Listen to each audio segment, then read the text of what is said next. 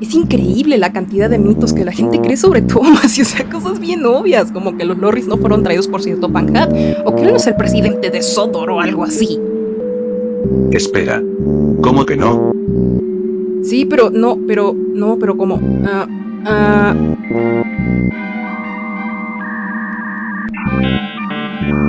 Ay, bro, yo digo que mejor vayas corriendo.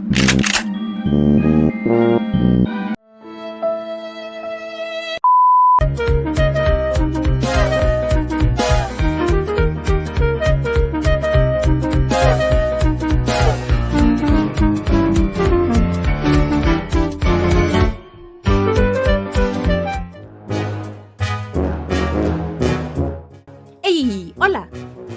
Chistes de lado, hay muchas cosas en la lógica de las series que no se vuelven tan obvias de explicar para algunos, y aún más si A. El programa o libro en cuestión trabaja la propia lógica de su universo, como por ejemplo series de fantasía como Harry Potter o El Señor de los Anillos, por ejemplo, o B. Por todo lo contrario, si están basadas en la realidad o entran dentro de la ficción histórica. Que esto es bien sabido que nuestra estimada serie de Trenes que hablan tiene mucho de esta última.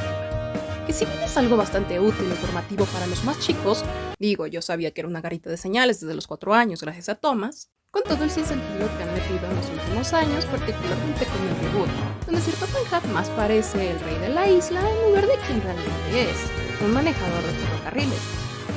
Ahora, habiendo dicho esto, es más o menos claro sobre qué tiene poder y lo que no, ¿verdad? Pues aparentemente no.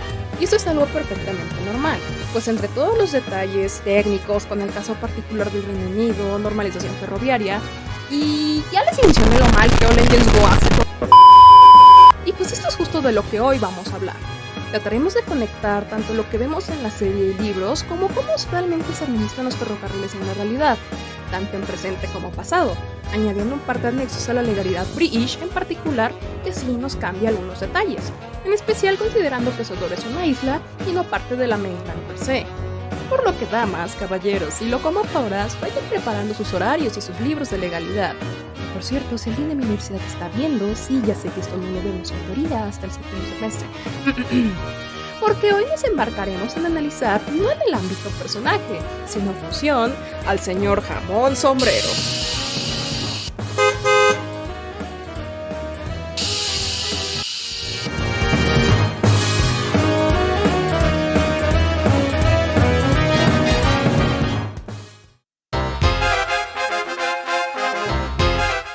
A ver, vamos de lo más general a lo más particular para aclarar punto por punto. El Reino Unido es una monarquía parlamentaria constitucional, es decir, regida por un rey cuyo poder es regulado por una Carta Magna, un documento que incluye leyes, obligaciones y derechos para todos en el territorio, que son propuestas y defendidas por un parlamento, o al menos se supone, en las cuales mayormente hay representantes para cada una de las regiones, incluyendo islas o conjuntos de ellas. Ahora, dentro de esta organización gubernamental entran los ministros que administran algún aspecto en particular, como salud, comunicaciones, educación, guerra, transporte, etc.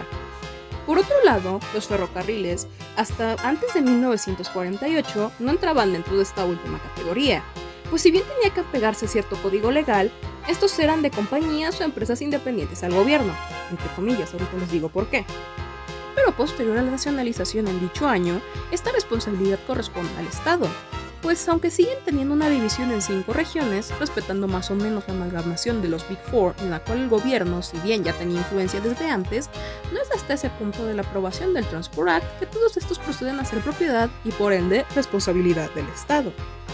Ahí es en donde British Railways nace como tal, regido principalmente por el Ministerio de Transporte y posteriormente con un consejo hecho específicamente para VR, que si bien es cierto que la mayoría de servicios de transportes públicos apenas sí generan ganancias y en algunos casos no hay tal cosa en absoluto, y por ende dependen del régimen barra gente, o sea, los impuestos para sostenerse, British Railways fue de los pocos en conseguir generar ganancias lo suficientemente jugosas como para valerse por sí mismos. Esto posterior a la guerra que dejó al país hecho un desastre y endeudado hasta el cabuz con otras naciones. Pero esta victoria a los pocos años sería para abajo por un sinfín de deficiencias, siendo una de estas, para mi pesar, dejar un poco de lado la modernización de la comparación del resto del mundo, cuya tecnología avanzaba súper rápido, principalmente por políticas que temían traer combustible de otros países en lugar de consumir el carbón local. Esto, sumado a un par de movimientos desesperadamente ambiciosos a recuperar las ganancias, como el plan de modernización en sí, o medios medio tendenciosos como los hechos por Richard Pitching, de los cuales ya hablé en algún otro video, son lo que lo llevó a su fracaso, pero me desvío del tema. Ahora, acá es en donde volvemos a Sodor con un caso súper particular, pues por alguna razón este no se nacionaliza, y por ende todo este rollote que mencioné no le afecta en lo más mínimo. Menciono que este es un caso muy especial, por excepciones que solo se hicieron en la realidad para A. ferrocarriles de preservación, y nunca se nos da ni una mínima pista de que esto sea así, además de que Sodor es demasiado grande, con mucho material rodante y locomotriz, además de operaciones demasiado grandes y regulares como para entrar aquí, aunque cuente con una fuerza motriz mayormente de vapor, cosa que solo se permite en esta categoría, y el Northwestern Railway de alguna manera se saltó el banal del vapor del 68. Y B. ferrocarriles ligeros, el cual Sodor no aplica por las mismas razones que acabo de mencionar, además por las velocidades que algunos trenes llevan, como por ejemplo el tren de Gordon. Ahora, ¿cómo doy por hecho que el Northwestern Railway no está nacionalizado? Simple, porque las locomotoras son inmunes a las decisiones que toma British Railways aquí, tanto que se escapan de las órdenes de desmantelamiento en este lugar. Que como si no fuera suficiente prueba, siempre se nos especifica que las locomotoras traídas del otro ferrocarril, es decir, British Rails, además esto gracias a las libreas, escudos y las ilustraciones, son compradas, no transferidas, como si estuvieran pasando de unas manos a otras, no de una región a la otra de una entidad solamente, siendo Douglas mi ejemplo favorito en The Twin Engines. Esto que es tan simple en papel es prácticamente el pilar que hace que los ferrocarriles de Sodor sean un paraíso para sus locomotoras. Sin embargo, si lo analizamos un poco, es también un arma de doble filo muy pero que muy peligrosa. Pues esto quiere decir que la administración totalmente recae en un solo dueño, es decir, Sir Topham Hatt. Y a ver, miren, entiendo que todas estas comunidades tan convenientes respecto a las normas y todo viene porque es un cuento para niños y que había que hacer Sodor bonito. Pero si nos ponemos a sacar la lupa, nos podemos dar cuenta que realmente una administración así no es algo tan descabellado. O sea, sí, Sir Topham Hatt en un contexto realista no podría hacer todo solo, pues saldría perdiendo él. Debería de tener al menos unos empleados especializados en ciertas áreas para poder hacerse cargo de estas responsabilidades de una manera más eficiente. ¿O que esperaban? ¿Que solo tuviera que hacer horarios y regañar a las locomotoras? Tales como los libros de contaduría de los cuales el dinero que sostiene el ferrocarril depende, entre algunos etcéteras. Y esto es particularmente importante considerando el gran tamaño del Northwestern Railway. Y esto solo en los libros. Pues en la serie se nos da a entender que desde antes de la temporada 9, donde se nos presenta el Inspector Delgado, el Scarloy y el Coldie, si lo queremos hacer canon por esa mini mención que se lleva en el material extra del DVD de la Montaña Azul, también están bajo su mando. Eventualmente, con la introducción del Inspector Delgado, se nos deja en claro que esto se divide, probablemente por una venta, pero sigue funcionando igual que antes, es decir, independientemente de una organización gubernamental como una marca privada. Y es más, no vería descabellado que tanto el Scarloy como el Coldie, siguiendo el ejemplo de sus líneas hermanas en las que están basadas, el Tahlequin y el Snowdon respectivamente, ya para estas alturas de la contienda fueran de preservación. Por otro lado, completamente distinto y de regreso al Northwestern Railway, aunque esto no fue tan común en la realidad, al menos no en líneas regulares, no se me hace tan loco que un negocio de transporte se pudiera pasar de generación en generación, considerando que está en una isla por muy grande que ésta sea. Además de que también tenemos confirmadísimo que esto a la isla le funciona, no tan solo por los libros, sino que hasta nuestros días, gracias al lore drop de Richard Audrey, donde nos enteramos que la isla finalmente es autosuficiente en cuanto a carbón, como que tendrá una nueva planta de energía completamente para Sodor. Ahora, cabe aclarar que los pueblos tienen sus propias autoridades también, por supuesto, totalmente separadas al ferrocarril, como el derecho a la seguridad, es decir, la policía, que vendría siendo controlada directamente desde el continente como encargados de cada pueblo de la isla, como por ejemplo un alcalde, quienes también tienen que velar de la empresa encargada de su transporte, en este caso el Northwestern Railway, que siga funcionando eficientemente y sin salirse de las normas para evitar que afecten a la isla o a sus habitantes. Ahora, con todo esto en claro, podemos destacar algunos personajes que, si bien a priori no queda tan claro a quién obedecen, por decirlo así, una vez esto mencionado se puede deducir muy fácilmente. Estoy hablando de otros vehículos que no sean locomotoras y que sean de transporte público, como Bertie en los pasajeros y los lorries en mercancías.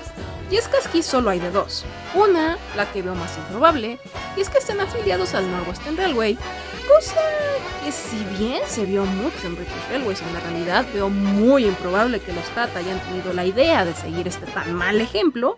Y dos, la más lógica, que precisamente estos pertenezcan al gobierno y que, aprovechando que los inspectores de Sodor no tienen ni voz ni voto en esto, mientras no se estorben directamente los unos a los otros, pueden hacer lo que quieran con la línea de transporte de la isla, independiente al ferrocarril, pues después de todo es territorio del Reino Unido y, como ya mencionamos, es una empresa o entidad privada.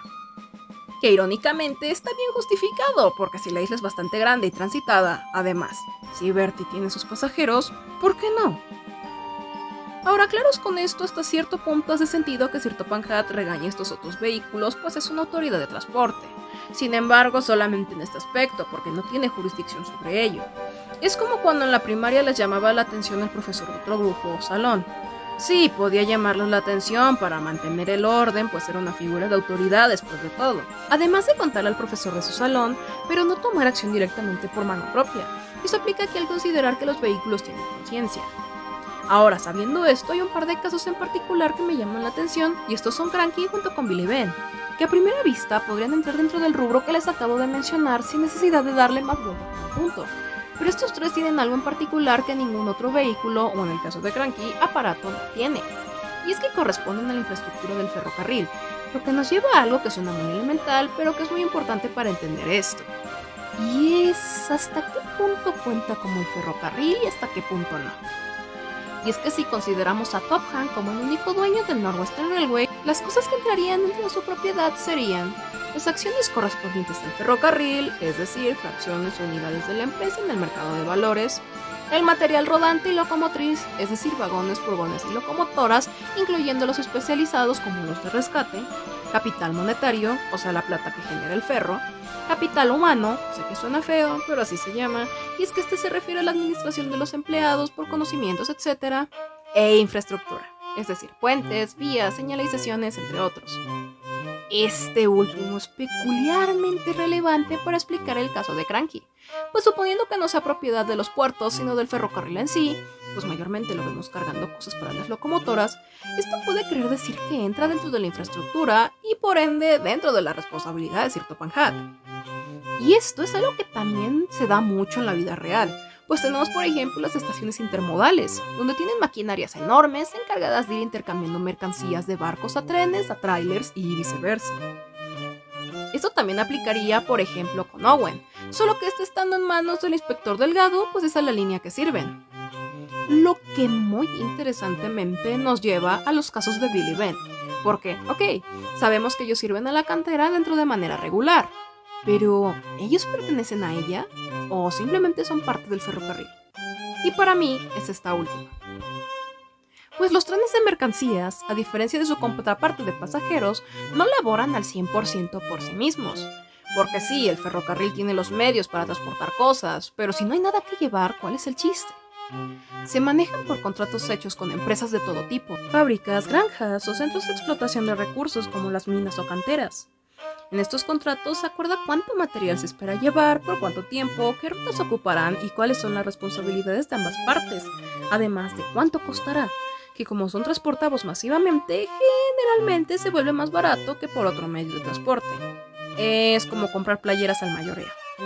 De tal manera que sí, si bien la cantera tiene cierto nivel de responsabilidad sobre las máquinas, como que nada las aplaste o las dañe, o incluso la posibilidad de regañarlas, considerando el caso de que en Sodor, insisto, tienen conciencia, todo el peso sigue cayendo sobre los hombros de Topham del momento. Y realmente esto se puede aplicar para prácticamente cualquier otra locomotora con algún servicio similar a estos dos, como por ejemplo Salty, que sirve primordialmente a los puertos. Que miren, es algo definitivamente pesado y complicado, considerando la cantidad de descomunal necesario de dinero para poder hacer funcionar un ferrocarril casi completamente movido por vapor en nuestros días, que entre lo poco eficiente que es comparado a otras tecnologías y la gran cantidad de permisos necesarios para que esto más o menos funcione, que ya les conté en el video de la isla, se los dejo a un ladito para que lo chequen.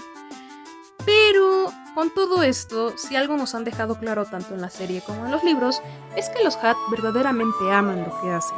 Son firmes pero de corazón noble y muy pero que muy inteligentes para el oficio del transporte ferroviario. Por lo que, con un líder así, ¿qué más pueden pedir las locomotoras del Northwestern Railway? ¿Ustedes qué opinan? Los leo en los comentarios.